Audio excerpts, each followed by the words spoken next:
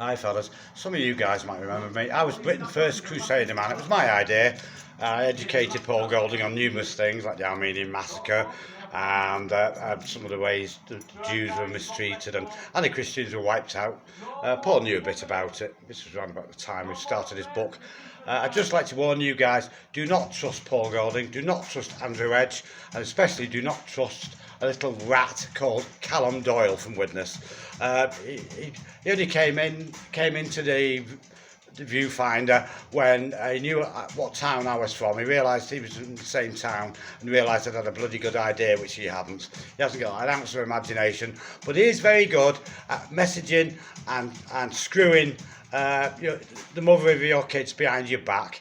And no doubt, promising her this, promising her that. She's very naive. It's basically quite a sweet girl, I want to mess her, but she's very naive.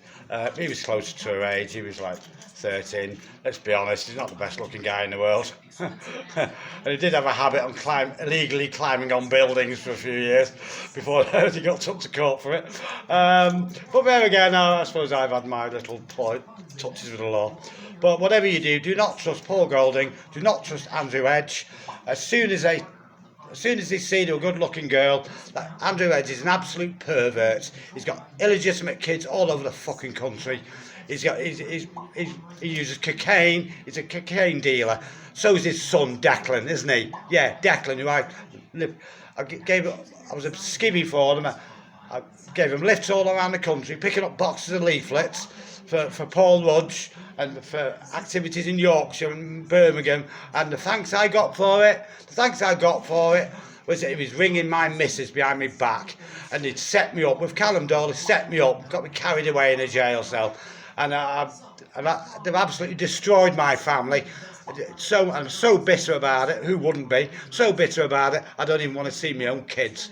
In fact, the way she's been messaging people for years and what have you, I can use Stephen Coventry, there's so many of them, a few I know about. Basically, I was a fool ever to trust her.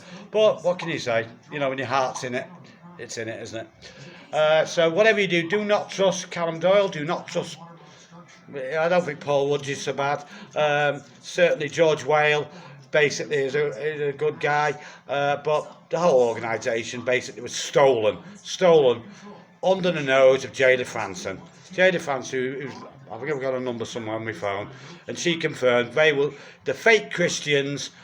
He drives around in his gunmetal Land Rover, impressing all the girls, promising support, promising them loyalty, promising they'll be the next Mrs. Golding, and it's a pile of shite. They've groomed the worst groomers than half of those Mus people. That's the fact of the matter. They treat them all like pieces of meat and use and abuse them, just like Callum Doyle did to my missus. I'll put a link underneath just in case you don't know him. He's featured about half a minute into it.